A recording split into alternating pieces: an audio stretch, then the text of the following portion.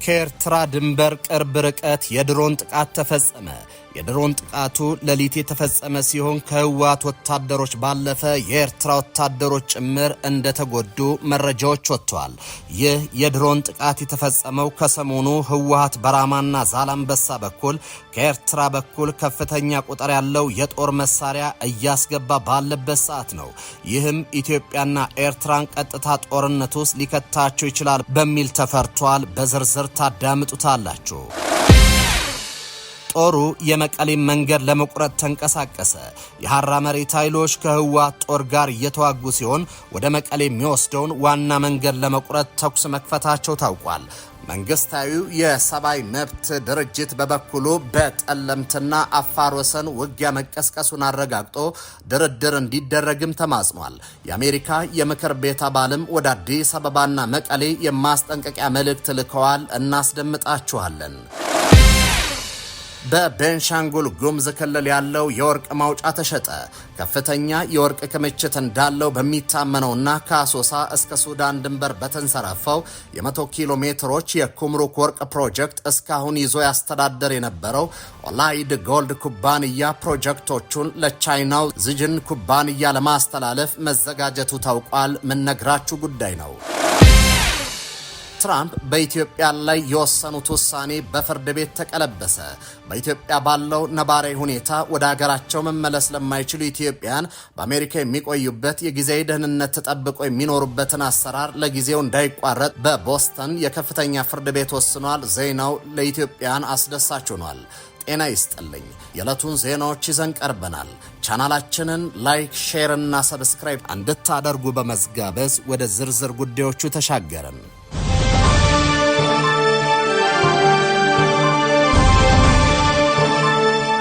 ጦሩ የመቀሌ መንገድ ለመቁረጥ ተንቀሳቀሰ። የሐራ መሬት ኃይሎች ከህወሓት ጦር ጋር እየተዋጋ ሲሆን ወደ መቀሌ የሚወስደውን ዋና መንገድ ለመቁረጥ ተኩስ መክፈታቸውም ታውቋል። መንግስታዊው የሰብአዊ መብት ድርጅት በበኩሉ በጠለምትና አፋር ወሰን ውጊያ መቀስቀሱን አረጋግጦ ድርድር እንዲደረግም ተማጽኗል። የአሜሪካው የምክር ቤት አባልም ወደ አዲስ አበባና መቀሌ የማስጠንቀቂያ መልእክት ልኳል። ራሳቸውን የትግራይ ሰላም ኃይሎች በሚል የሚጠሩትና በሐራ መሬት የሰፈሩት ታጣቂዎችም ቁልፍ ቦታ መቆጣጠራቸው ተሰምቷል። በየትኛውም ሰዓት የመቀሌ መሆኒ መንገድ ሊቆረጥ እንደሚችልም ተመላክቷል። አዲስ ሪፖርተር ድረገጽ ለታጣቂ ኃይሎቹ ቅርብ ከሆኑ አመራሮች አገኘሁት ባለው መረጃ መሰረት የሰላም ኃይል ሰራዊት የተቆጣጠሯት ስፍራ ገረብ አጎ ትባላለች። ቦታዋ በወታደራዊ ግምገማ ቁልፍ ስትሆን ከመሆኒ 15 ኪሎ ሜትር ላይ የምትገኝ ናት።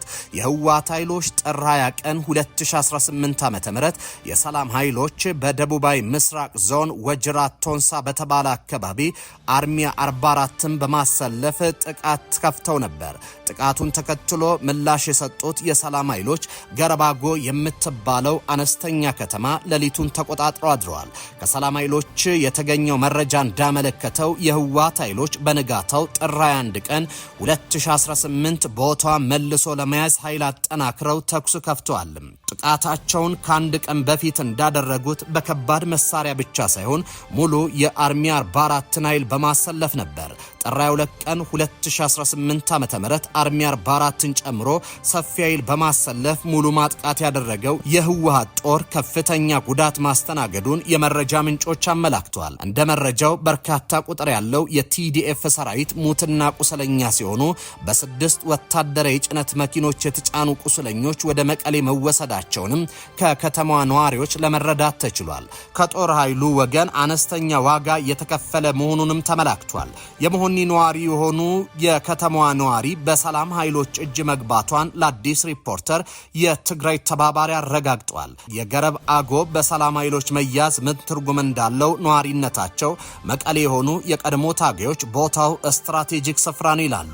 አካባቢውን ጠንቅቀው የሚያውቁት እኚህ የቀድሞ ታጋይ እንዳሉት ከመሆኒ ወደ መቀሌ የሚወስደው መንገድ በማናቸውም ሰዓት ሊቆረጥ እንደሚችል አመላክተዋል። ከመሆኒ እስከ መቀሌ 130 ኪሎ ሜትር አካባቢ መሆኑን ያመላከቱት የቀድሞ ታጋይ አሁን የሰላም ኃይሎች ከያዟት ገረብ አጎ መሆኒ 15 ኪሎ ሜትር ብቻ መሆኑን ይህም ኃይል በመሆኒ ከገባ የመቀሌ መንገድ ይቆረጣል። የመቀሌ መሆኒ መንገድ ከተቆረጠ ድፍን ደቡባዊ ዞን ነጻ ወጣ ማለት ነው ሲሉ የተያዘችውን ትንሽዬ ከተማ ስትራቴጂያዊነት አስረድቷል። በሳቸው ግምት ይህችን ቦታ ለማስለቀቅ ትነግ ዳግም ኃይል አጠናክሮ መሞከሩ አይቀርም ብሏል። በሌላ በኩል መንግስታዊ የመብት ድርጅቱ ኢሰመኮ ካለፈው ሳምንት እሁድ ዕለት ጀምሮ በትግራይ አማራና አፋር ክልሎች መካከል በሚገኙ አንዳንድ አዋሳኝ አካባቢዎች ግጭቶች መቀስቀሳቸውን አረጋግጧል። በተለይም በጸለምት መጋሌና አበዓላ አካባቢዎች የተነሱ ግጭቶች የሰዎችን ሕይወትና የአካል ደህንነት ስጋት ላይ የሚጥሉ እንደሆኑም አስታውቋል። የኢሰመኮ መግለጫ እንደሚያስረዳው ሶስቱን ክልሎች በሚያዋስኑ ስፍራዎች ግጭት የተነሳው ከእሁድ ጥር 17 ጀምሮ ነው። መግለጫው ግጭቱ ተካሂዶበታል በሚል የጠቀሰው አንዱ ስፍራ የትግራይና አማራ ክልሎች የሚወዛገቡበት ጸለምት ነው። የዜና ወኪሎቹ ሮይተርስና አጃንስ ፍራንስ ፕሬስ ኤኤፍፒ የደህንነትና የዲፕሎማቲክ ምንጮችን ዋቢ አድርገው ባወጧቸው ዘገባዎች በዚህ ስፍራ ላይ የትግራይ ኃይሎች ከኢትዮጵያ ሰራዊትና ከአማራ ሚሊሻ ጋር ውጊያ ማድረጋቸውን አመላክቷል።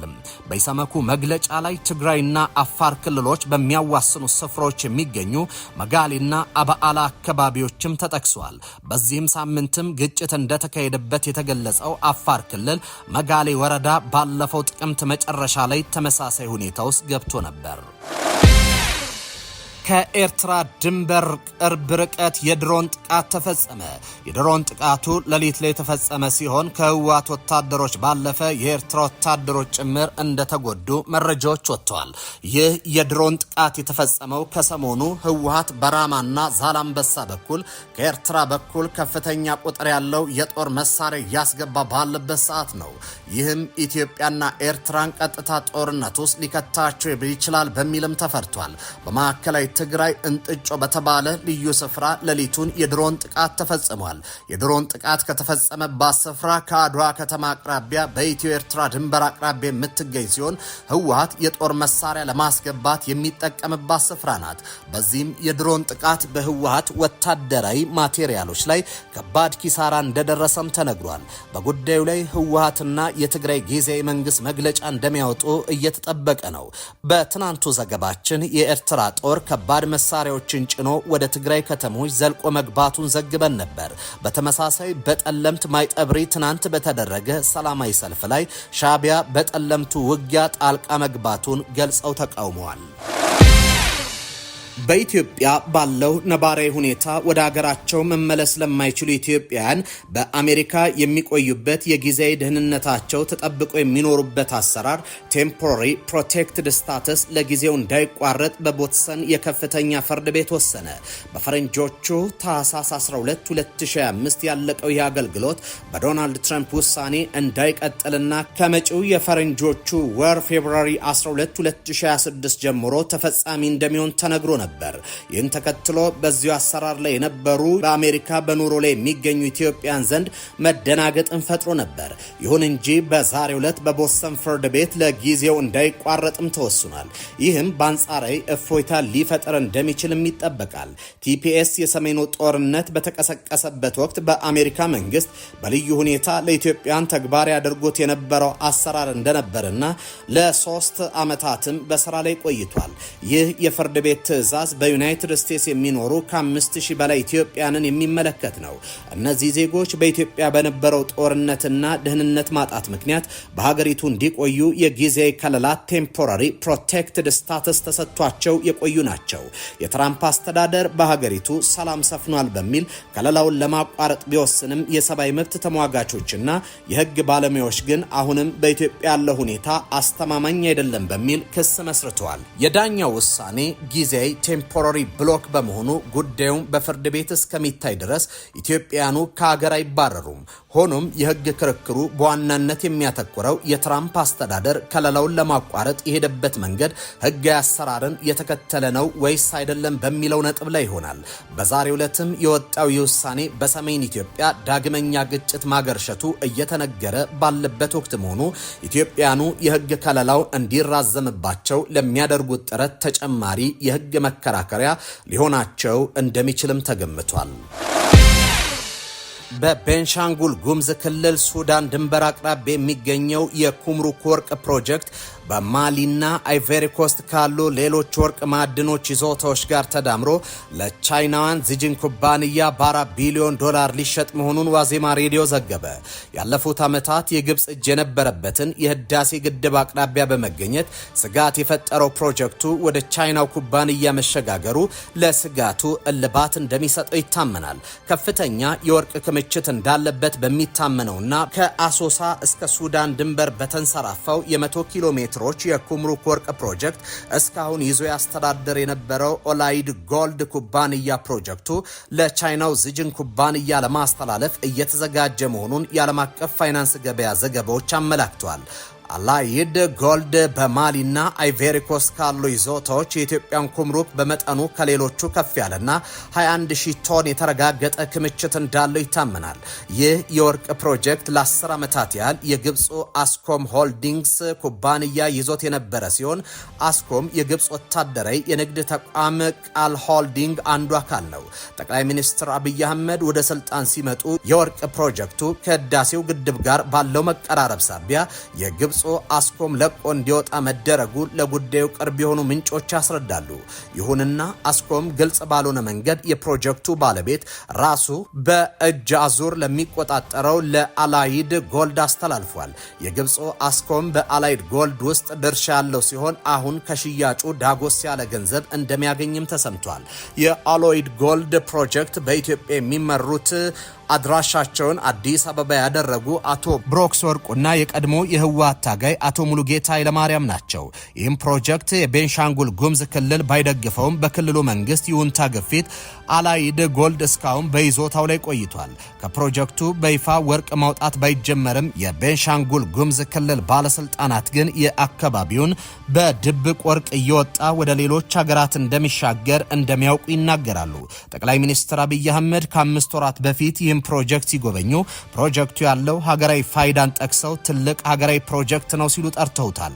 በዚህ ሳምንት መጀመሪያ አላይድ ጎልድ ይፋ እንዳደረገው አሁን ፕሮጀክቱን ከቻይና መንግስት ጋር ቁርኝት ላለው ዚጂን ኩባንያ በ4.4 ቢሊዮን ዶላር ለመሸጥ ተስማምቷል። ዚጂን ኩባንያ ከቻይናው ፕሬዝዳንት ዢ ጂንፒንግ ጋር በቀጥታ ግንኙነት አላቸው ከሚባሉት የቻይና ኩባንያዎች አንዱ ነው። በአፍሪካ የካናዳ ኩባንያዎች በማዕድን ዘርፍ ላይ በስፋት ተሰማርተው የሚገኙ ቢሆንም ባለም አቀፉ የፖለቲካ አሰላለፍ ለውጥ እየገጠማቸው በመጣው የፋይናንስ እጥረት ከቻይና ኩባንያዎች ጋር አንድም በሽርክና ወደ መስራት ሲሸጋገሩ፣ ሌላ ጊዜ ደግሞ ፕሮጀክቱን ለቻይና በመሸጥ ከገበያ ሲወጡ ታይተዋል። የአሜሪካ የውጭ ጉዳይ ሚኒስቴር ባወጣው መግለጫ ለአጋሩ እስራኤል በድምሩ 6.67 ቢሊዮን ዶላር የሚያወጣ 4 የተለያዩ የጦር መሳሪያ ጥቅሎችን መፍቀዱን ይፋ አደረገ።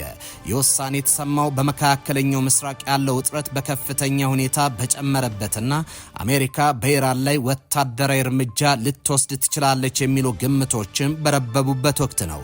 እንደ ውጭ ጉዳይ ሚኒስቴሩ መረጃ የሽያጭ ጥቅሉ ዋና ዋና ክፍሎች 3.8 ቢሊዮን ዶላር የሚያወጡ 30 ዘመናዊ አፓቼ ሄሊኮፕተሮች ናቸው። እነዚህ ሄሊኮፕተሮች የሮኬት ማስወንጨፊያና የላቀ የኢላማ መቆጣጠሪያ መሳሪያዎችን የታጠቁ ናቸው። 1.98 ቢሊዮን ዶላር የሚያወጡ 3250 ቀላል ታክቲካል ተሽከርካሪዎችም ይገኛሉ። እነዚህም የእስራኤል መከላከያ ሰራዊት አይዲኤፍ ወታደሮችንና ቁሳቁሶችን ለማጓጓዝ የሚያገለግሉ ናቸው።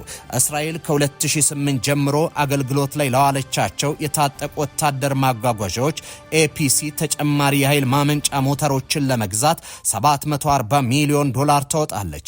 ቀሪው 150 ሚሊዮን ዶላር አሁን ያሉትን መሳሪያዎች ለሚያግዙ ቀላል አገልግሎት ሰጪ ሄሊኮፕተሮች የሚውል ነው።